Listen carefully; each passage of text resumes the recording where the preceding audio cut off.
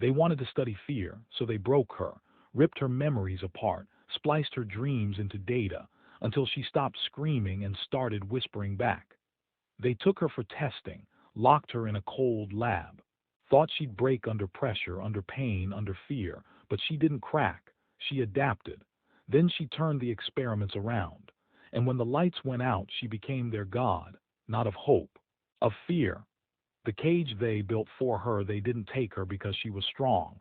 They took her because she was weak, human, female, young, undistinguished, statistically insignificant in the vastness of galactic populations. No implants, no military history, no enhanced genome, a soft mind, untrained, unshielded, perfect for testing. The project called her subject S313, S for soft type, 313 for the sequence, one of many. The others didn't last long, she did. The goal was elegant, not torture, measurement, to extract and quantify the emotional core of primal fear, raw and unprocessed from a Terran consciousness, to see if human fear could be mapped, stored, weaponized. They'd done it to other species, easily, but humans were different. Their fear didn't follow logic curves. It resisted pattern compression. It adapted. Worse, it hid. Inside metaphors, inside dreams, inside lies they told themselves to survive. So the researchers broke her down piece by piece, not physically, mentally, with precision. Day one, deprivation, no time cues, no food, just light, then dark, then light again. A constant loop of unspoken promises never kept. She screamed. They recorded it. Her waveform was erratic, violent, beautiful. Day three, disruption. They played sounds of war, human voices, cries for help, sometimes laughter, sometimes silence. She begged, then stopped. They adjusted her air supply to keep her brain oxygen-rich. The mind processes fear better when it's not dying. Day six, dreams. They injected her REM cycles with neural feedback. Her own memories twisted, her mother distorted. A home that changed layout every time she blinked. She started scratching at her skin, not to escape, to stay awake. Day 11, isolation phase complete. No resistance, no rebellion. Only silence. They marked it as a breakthrough. Subject has accepted her place in the schema. Baseline terror response neutralized. Phase 2 ready to begin. They didn't realize she wasn't silent because she was broken. She was listening. Day 12, echo calibration. They used thought-reflective walls to bounce her fears back into her. The room pulsed with her own trauma, mirrored, magnified, looped. Her eyes stayed open. Hours at a time. They assumed paralysis. They were wrong. She was studying them. And for the first time in the project's history, the scanners caught a waveform they didn't recognize. Not pain, not terror, anticipation. Day 15, neuropath mapping failed. They couldn't track her fear vectors anymore. The pathways shifted, reinforced themselves. New bridges formed across trauma centers and memory zones, not defensive, directive, like she was building something in her mind, with their tools, a structure. They doubled the input, flooded her chamber with every method known to trigger mammalian collapse. Audio overdrive, hypnotic flickering, tactile noise, still, no scream, no blink, no breath over threshold. One technician suggested she might be dead. They sent in a drone to verify. It reached within 1 meter before short-circuiting.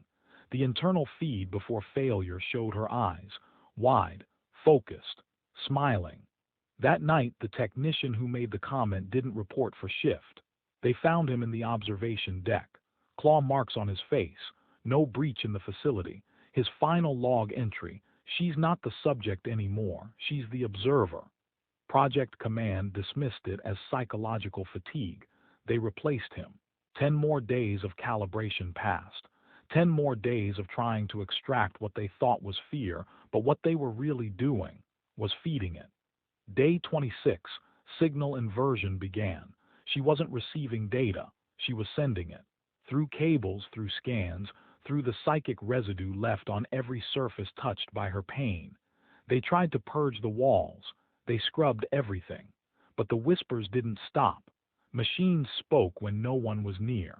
Locks disengaged and re-engaged at random. One observer heard a voice in his helmet, not words, just a breath, just behind his ear.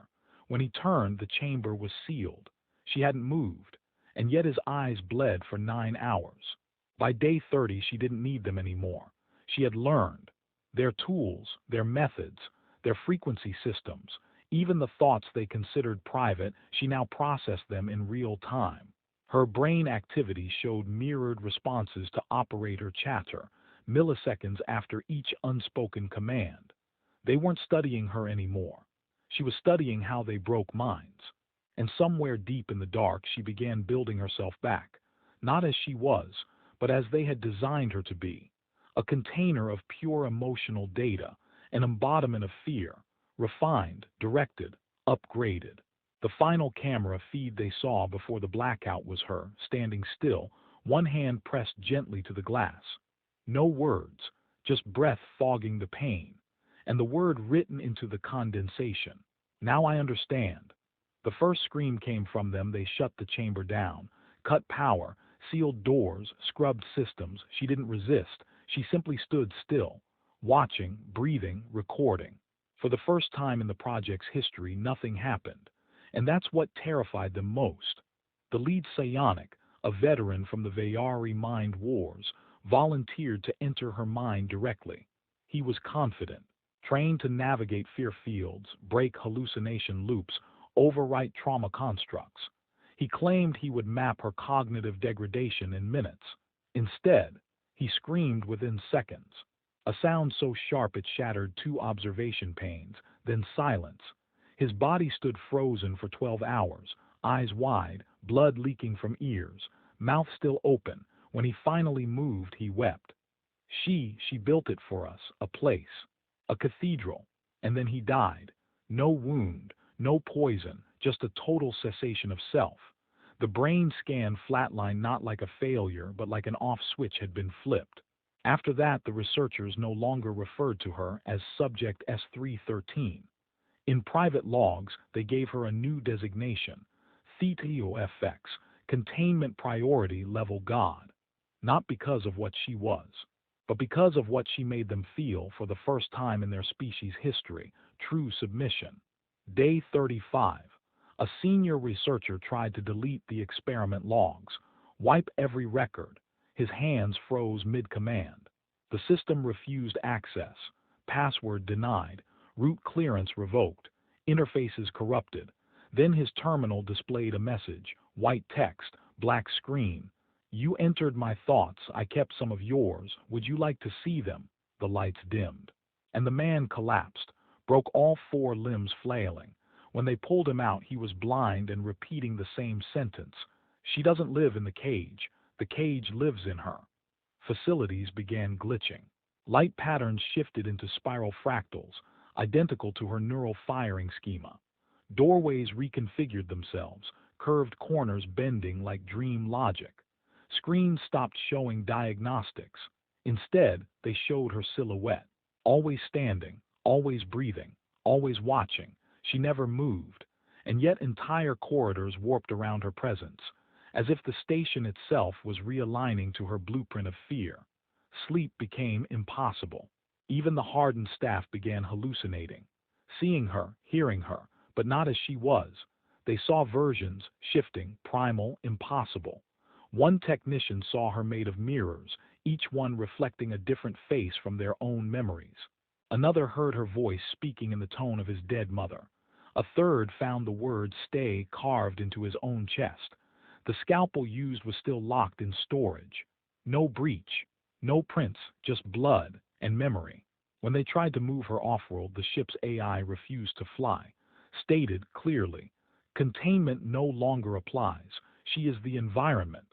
They tried to override. The AI bled static and displayed only one frame. Her heartbeat measured in silence, thumping louder, faster, like a countdown, but it never hit 0. It just kept pulsing, as if something on the other side of the universe was beginning to listen. Then came the first mass event. All 47 researchers inside the observation ring woke from simultaneous blackout, every one of them with blood on their hands. None of them remembered why. Footage corrupted, doors sealed.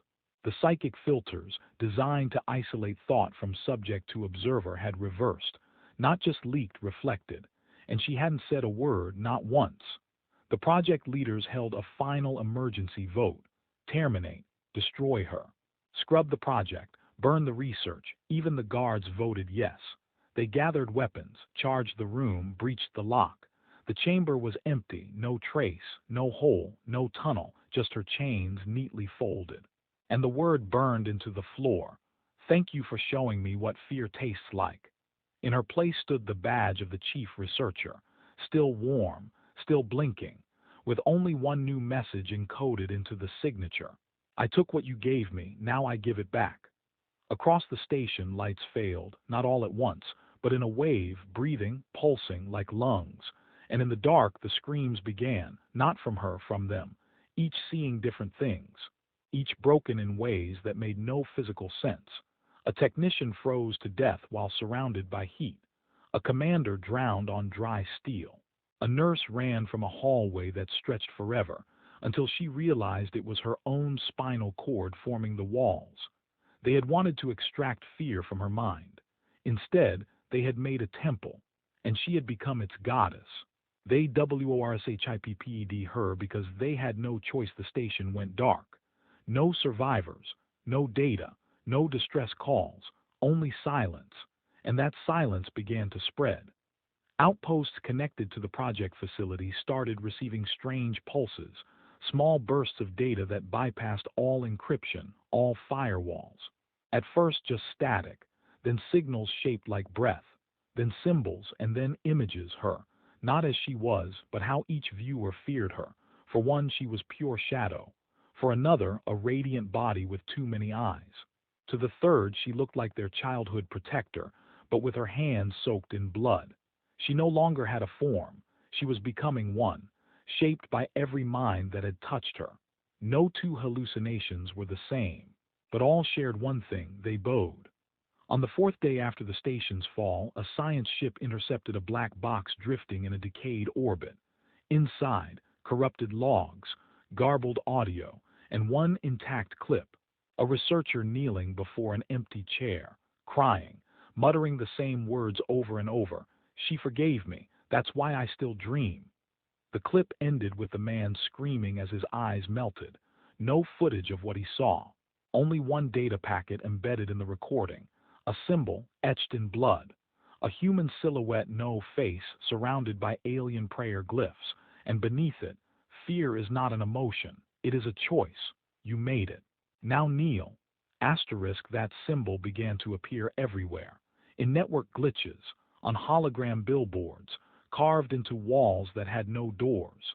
Entire security grids began detecting her presence, though she was light years away.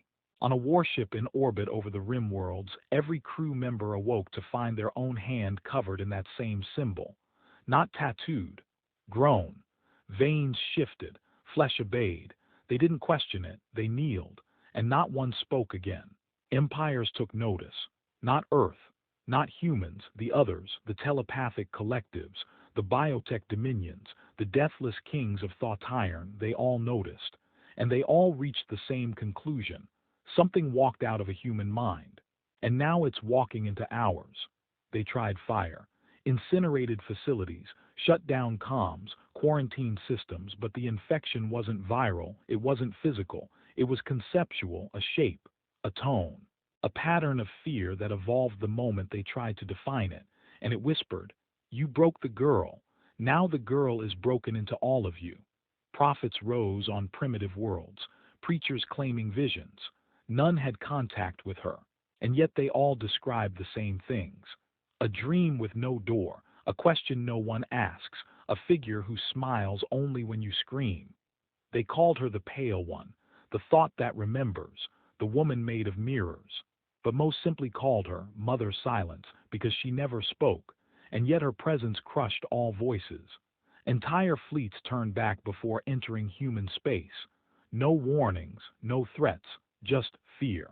One admiral, known for exterminating lesser races without pause, was found dead in his sleep, his eyes sealed shut from the inside. scrawled across his ceiling in his own handwriting. She was watching me, and I wasn't worth her time. On the 100th day, the first shrine appeared, built not by humans, but by the very species who once tried to study her, a structure carved from starship debris, shaped like the chamber she was held in. Empty inside, cold, silent, at the center a mirrored obsidian statue, faceless, female, hands held out not in welcome, not in judgment, in choice, come forward or kneel. Thousands came. None spoke, none left, because they believed she would come again, and if she did, you wanted to already be on your knees. From a failed experiment they had created a legend, from silence a doctrine, from a human mind a new god, not one who ruled, but one who watched, forever, unblinking, unmoved. And now entire civilizations no longer questioned if she existed. Only one question mattered. Has she noticed us yet? Her name is Silence, and they still hear her. She never raised an army, never issued a threat, never gave a command. But entire species now measured their survival by one question. Is she watching? Because those who were watched didn't last, not from war, not from plague, but from fear itself. A mining colony near the dead nebula sent a single unauthorized probe into the edge of human space. It never returned.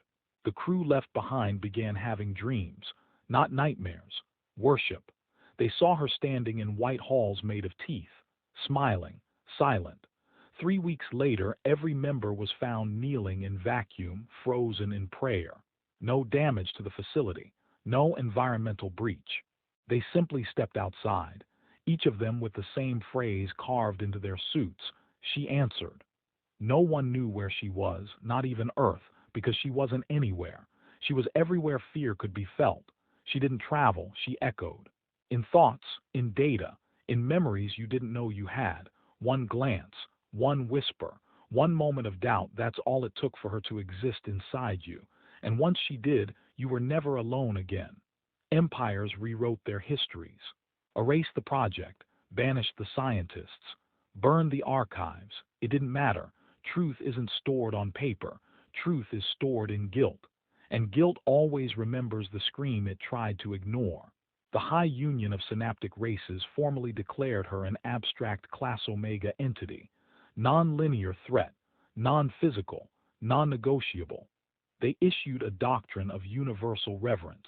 Every ship, every city, every home would display her symbol, not to worship, but to survive.